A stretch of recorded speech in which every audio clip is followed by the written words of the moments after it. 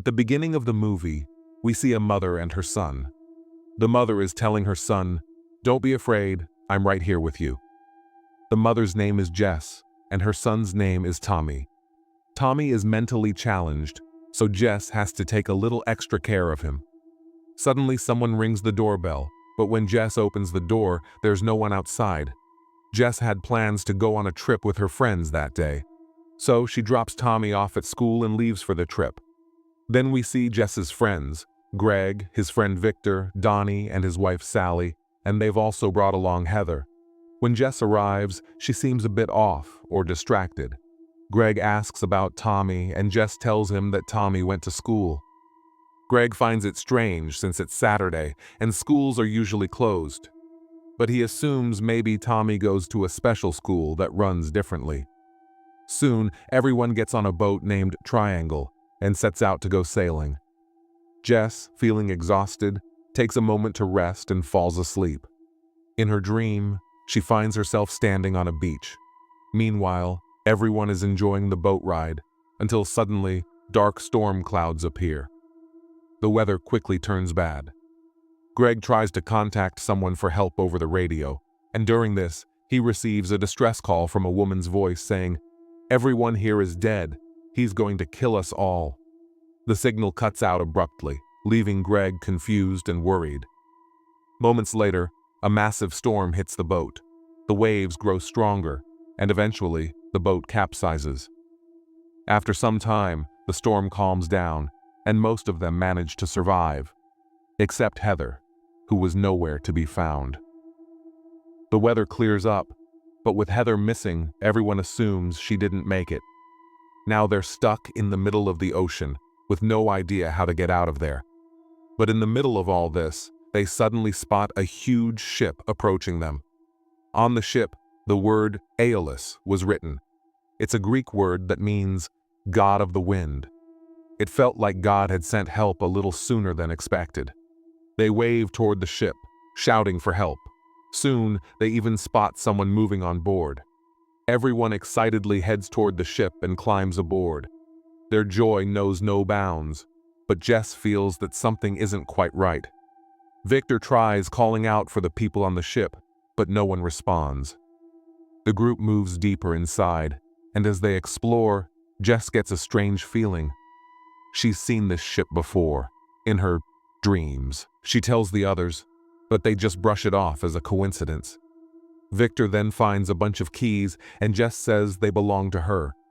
But how did they get here? Everyone assumes that Heather must have dropped them somewhere. They start searching for her. While looking around, Jess notices a clock showing 8:17, the exact same time on her own watch, and both have stopped at that same moment. Suddenly, she sees someone in the distance, and Victor goes after them. Greg and Jess split off to check the other side and enter a room numbered 237, which happens to be the same number as her own house. Inside the room, they find something written on the bathroom mirror. "Go to the theater room." Meanwhile, Downey and Sally, heading that way, spot blood on the floor and follow the trail, which leads them straight into the theater room. Jess, on the other hand, is still searching for Victor and comes across some food on a table. Surprisingly, it looks completely fresh. Right then, Victor shows up, but he looks badly injured. As soon as he arrives, he attacks Jess. But Jess defends herself and presses on the wound at the back of his head, killing him. Suddenly, she hears the sound of gunshots.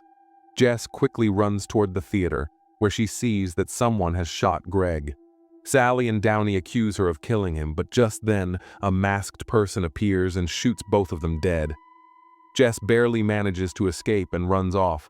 She grabs a weapon and tries to get out of there, but on her way, she runs into the killer. The killer is about to shoot Jess, finger already on the trigger, when Jess somehow manages to defend herself. She runs to the other side, where she finds an axe. Now the fight turns in her favor. Just as she's about to kill the killer, she realizes it's actually a woman. The woman says, "You have to kill them all. That's the only way you can get out of here." The killer then falls into the water, and Jess thinks she's finally safe. But moments later, she sees some people calling for help near an overturned boat, and they're the same people as before. Jess is shocked. She watches them from above, realizing that everything is happening exactly the same way as before. Jess notices the word theater written on a mirror. When she walks to the other side, she finds Victor again. She tries to explain what's happening, but Victor doesn't understand a thing. By mistake, Jess ends up injuring Victor. And that's when she realizes that the wounded Victor she saw earlier was hurt because of her. Jess now realizes she's trapped in a time loop.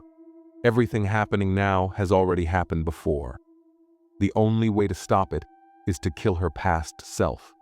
She takes a gun and goes to where the past version of Jess is, but she can't bring herself to pull the trigger. Victor is confused watching all this, and then another gunshot is heard. Just like before, the killer attacks Greg, but this time the killer is also Jess. Things are starting to get confusing here, but it will all make sense soon. Jess kills Donnie once more. At the same time, she attacks Sally as well, but Sally somehow manages to free herself and run away. While running, she gets to a radio and makes a distress call for help, the same call we heard at the start.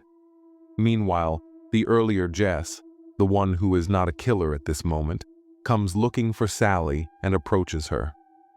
Here we see that there are many dead bodies of Sally scattered around. Jess comes up to her and says, "Nothing will happen to you." But Sally is terrified because it was Jess who wounded her. Jess looks down from above and sees another killer Jess fighting with Jess below, and Sally is struck once again. So far, this is all pretty confusing. By now you've probably understood that in the time loop there were likely two versions of Jess. But in this loop there are actually three incarnations of Jess. One who came to the boat with her friends, a second, Jess, who kills that killer Jess and is now confused, and a third, Jess, who understands everything and will later become the killer. After everyone dies, the loop will start again. So the boat comes back once more. Her friends return to the ship. Jess realizes that her mistakes are causing everyone to die. This time, though, Jess wants to fix everything. She goes into the bathroom, writes "Go to theater" in Donnie's blood, and throws his body into the sea. Everything that's happening is being done by Jess. She knows that to set things right, everyone has to die. She now adopts a killer persona and first kills Greg. As before, she loses the later fight and falls into the sea, so Killer Jess has fallen into the ocean. We then find out what happens next. She reaches the shore from the sea and is alive and well. All she wants now is to see her son. She hurries home. The time now is the beginning of the day. Tommy is drawing, and the earlier Jess is getting ready for her trip. Seeing all this, Jess thinks that if she wants to end it all, she must kill the earlier Jess first, so that I can live this life with my son. And then she brings a hammer and kills Jess. She's overjoyed after reuniting with Tommy, and now she packs Jess's body into a bag to dump it somewhere. While driving, a bird suddenly hits her car. Jess stops, gets out, and goes to move the bird to the side of the road, only to notice that there are already several dead birds lying there. That's when Jess realizes this is another loop. Angry and frustrated, she speeds up the car, but it crashes. Both Jess and Tommy die in the accident.